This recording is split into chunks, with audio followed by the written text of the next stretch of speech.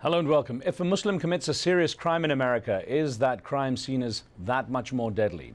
In the case of U.S. Army Major Nidal Hasan, accused of going on a shooting spree at Fort Hood in Texas last week, there's a raging debate across the country about what motivated him. Ironically, as a psychiatrist in the military, he was charged with healing the minds of fellow soldiers who had seen the worst of combat duty. Major Hasan is the only suspect in the shooting, which took 13 lives and wounded dozens at Fort Hood, the biggest military base in the world. The American citizen of Palestinian descent had joined the army in 1991 at the age of 21.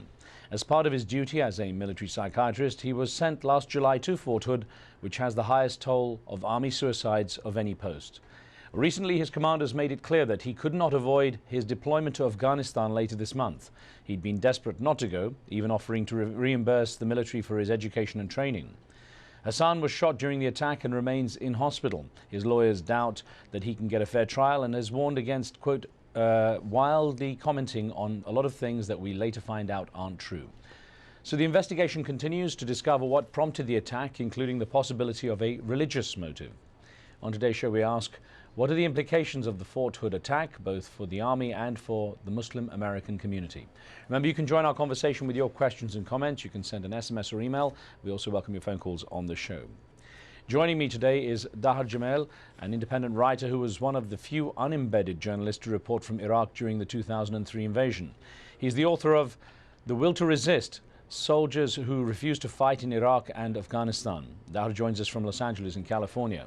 With me here in the studio is Ahmed Rehab, a community activist based in Chicago, where he heads the local chapter of the Council on American Islamic Relations, known as CARE, the nation's largest Muslim advocacy group. Now, I welcome you both to the show. And Ahmed, if I can start with you, just really trying to figure out how much harm this incident has done to Muslims in America, and I guess to Muslims in the U.S. military in particular. Well, first of all, when we heard of the news of the shootings, we were shocked and disappointed, as everybody else was. We prayed for the families of those that were injured and killed, and for the well-being of those that are in the hospital right now. On top of that, as Muslims, we have to deal with the potential backlash of individuals blaming Islam for this act. So it is quite tolling on the community in the face of these accusations. I was wondering actually what the Muslim community in the U.S. is doing to try to preempt any major backlash. I mean, we've already heard of some signs of it. There was a man who attacked a Greek Orthodox priest in Florida, thinking he was a Muslim. Well, the best thing we can do is to speak out and make it very clear that Islam does not condone such acts of killing individuals based on political, and we don't know what the motive was, political or religious motivations. If indeed that were the case, it would be a misapplication, a perversion of the faith, and not an application of it.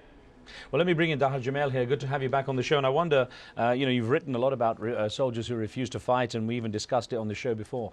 Based on that experience, what signs do you see that this shooting was a result of a soldier who was basically pushed over the edge because of his deployment to again, a very controversial war? Well, this certainly is a factor. The fact it was very, very clear, especially from statements from his family and relatives, that Major Hasan had been vehemently opposed to both wars and became much more opposed primarily through counseling returning veterans with their PTSD and seeing their obvious wounds. So certainly that was a factor, but I'm very concerned that that too might be very overplayed in the fact, as being a major factor in his behavior. Of course, this atrocious action is really horrible. I was just as shocked as everybody else to hear about it, but I think that really this whole action underscores a deeper root cause. I think deeper than what is his religion or how opposed was he to the wars, and that is these ongoing wars and the deep toll that they're taking on everyone in the military right now. Dahar, you partly answered this, but we had an email from a regular viewer that came in. Moin Rauf wrote in saying, is this all about being a Muslim American in the military, or just a soldier who could not take it anymore? Now, to what degree do you think people in the U.S. are willing to ask this question, to give it some degree of an expanded viewpoint, not just be very focused in on the fact that he is Muslim? Well, unfortunately, right now, most of the mainstream media in the U.S. is focusing on the fact that he's a Muslim. But I think really the deeper, it is a combination, because people in the military, and I found this a lot in my interviews with soldiers, is if they are Muslim, they are absolutely discriminated against, just as gays in the military are discriminated against. And it's clear that Major Hassan was catching flack for this, made obvious by statements from his cousin and some of his other relatives. So this certainly was a factor. But again, I think this is a distraction of the deeper thing when we have so far, as of last year, more than 43,000 troops were being redeployed already, as listed as medically unfit. And the thing is, when you have a soldier that is this opposed to the wars, it doesn't make a whole lot of sense to deploy them. Now, certainly Major Hassan should have applied for conscientious objector status if he had spiritual beliefs that were preventing him from this, and the military does accommodate those, and clearly maybe he didn't know that he still could. I was at a court-martial trial at Fort Hood earlier this summer, and it's clear that there's not mass training for that. So again, this is one thing among several others that this incident highlights that the military should be making people more aware of, whether it be that they can apply for conscientious objector status or should be getting treatment for a post-traumatic stress disorder or secondary trauma. Now, Ahmed, we had this from a viewer in Maryland here in the U.S. Robert Freeman wrote in saying, how does someone who is obviously unstable allowed to work as a psychiatrist in the army to begin with? Now, presumably, we can't say he was unstable to start with. Presumably it was the pressures, as opposed to being driven to, he was being driven to this kind of pressure. Well, that's really a question for investigators. I really warn against jumping to conclusions, and we're seeing a lot of conjecture, a lot of aspersions being cast on this story. People want answers, and I think we're entitled to answers, but we can't get them by guesswork. We need to wait for the results of the investigation. All we can say now is let's not blame the individual's faith. We don't even know if that was a factor.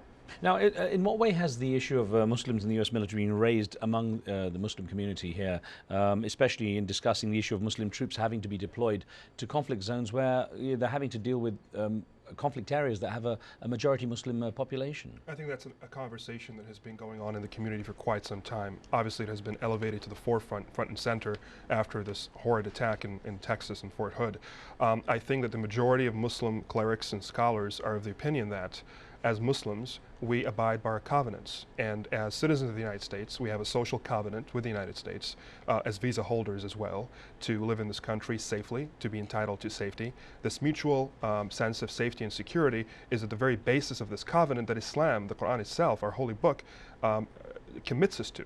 And that is a verse in the Quran, thou shalt abide by the covenants that you make. I paraphrase, of course, but that is at the core of what it means for us to live in communities in mutual trust. We've got a caller on the line from Manchester in the UK. SHOWKAT, good to have you with us. Go ahead. Oh, hello, yes. Firstly, I'd like to give my heartfelt sympathy to the victims and their families in this unfortunate tragedy.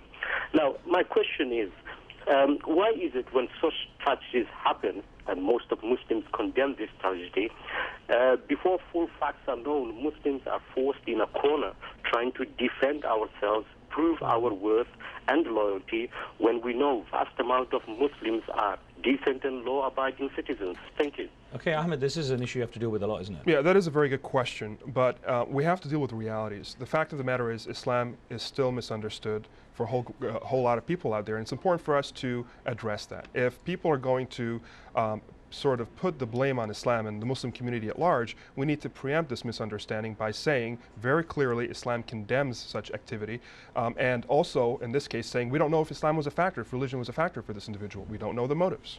Dahar, you'd mentioned earlier about how Muslims in the military already say they face discrimination. How do you expect this latest incident to change the mood in the military? Will it be a substantial, widespread thing in your opinion, based on your experience of talking to soldiers? Well, already we're seeing, as was mentioned earlier about the priest who was attacked by a reservist recently. I think, unfortunately, we probably should expect that kind of thing in the military. But so far, what we're seeing is that most of the military brass, those that I've been seeing in the media, are doing a pretty good job of trying to be even-handed about this, saying, look, this is a very isolated incident. We have about 3,500 Muslims currently serving serving in all branches of the military right now. About 400 of those right there at Foot Hood alone have also been talking to the media and basically saying much what we're talking about right now, which is this is an isolated incident. We need to focus on this as an individual occurrence rather than, you know, kind of broadening it, making it a religious situation. And one thing I want to add is we had a shooting at Fort Hood September a year ago of a white Christian man soldier shooting another white Christian male soldier. And, you know, in that case, and I think this kind of highlights the kind of Islamophobia in this country right now, where when that happened, we didn't have people calling to dispel all Christians from the U.S. military. Right. We've got Oliver on the line from Virginia. Oliver, what would you like to add? Thanks, Mr. Khan. My question basically is this guy, the killer, he's from Palestinian descent. So is it possible that because of the Goldstone report about the Gaza war that had happened in January 2009 and the position of the U.S. towards this report motivated this guy to snap like this? Because he was in the military since 2001, and I wonder why he didn't snap all that time. It's 8 years now. So maybe it has to do with his background as a Palestinian, okay, not as a Muslim. Oliver, well, you know, Ahmed, I'll ask you to tackle this now. Of course, you know, as you've said, it's important not to just to speculate. And I would reiterate that in answering this question is let's not get into guesswork. What I will say, however, is that the question to ask is he part of a conspiracy or did he act on his own? And what we're being told by investigators at this point is that he acted on his own. Secondly, let us remember there are 10,000 Muslims in the U.S. military, all of whom are doing their jobs very well, and what I was going to follow up with really with you was what impact do you expect this to have on Muslims who might have considered enlisting in the military prior to this? Well, I think it's going to pose a lot of questions, both for the military itself and for Muslims who would want to be part of the military. But I really believe that if we have an open dialogue and if we have a cool, level-headed conversation about this issue, it will not have much effect in the long term. Let's bring in Jim from Virginia briefly before we take a break. Jim, what would you like to ask? Yes, listen to your all's commentary there. What I want to know is, wouldn't people here in the United States, in our military and even in our society as Americans, don't they feel a certain amount of, I mean, if it wasn't for war and the things going on right now, these people in Afghanistan and other parts of the world that are also Muslim, they would be calling brother and sister. But right now, because of America's interest and America's military events going on there, doesn't this create a certain amount of... Right.